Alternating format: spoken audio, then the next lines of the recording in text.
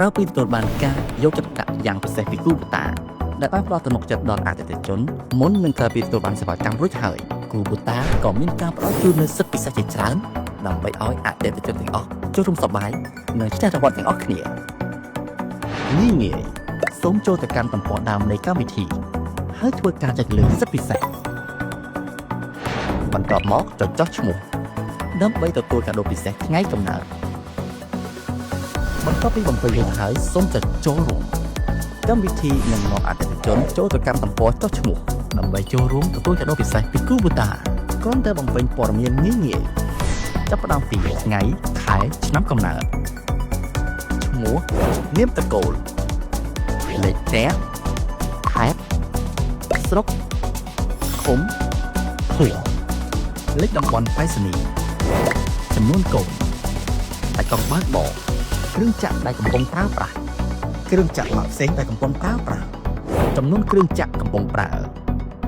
ប្រភេទការប្រើប្រាស់ប្រភេទដំណាំទំហំដីអតិថិជនភាគច្រើនដាំដុះដំណាំអ្វីផ្ទៃដីជួលក្នុងមួយឆ្នាំប្រាក់ចំណូលក្នុង1ហិកតាបណ្ដាញចម្បងដែលអ្នកស្គាល់គូបតា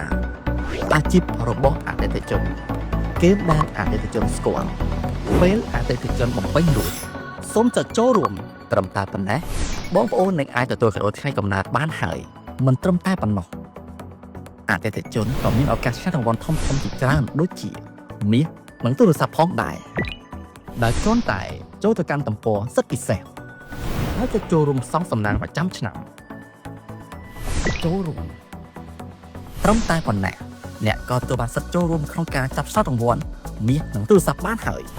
ក្រៅពីនេះក៏មានការបញ្ចុះតម្លៃពិសេសលើផលិតផលគូបតាផ្សេងដែលមានការផ្ដល់ជូនពេញមួយឆ្នាំដែលអាចនិយាយបានថាជាការយកចិត្តទុកដាក់យ៉ាងពិសេសពីគូបតាដើម្បីថ្លែងអំណរគុណចំពោះការផ្ដល់ទំនុកចិត្តក្នុងការមកចូលរួមជាមួយគ្រួសារគូបតាកម្មវិធីទូរស័ព្ទដៃគូបតាទើបមកជាជំនួយការផ្ទាល់ខ្លួនដែលនៅជាមួយអ្នកជានិច្ចងាយស្រួលសាមញ្ញនិងរហ័សនៅក្នុងកម្មវិធីតែមួយ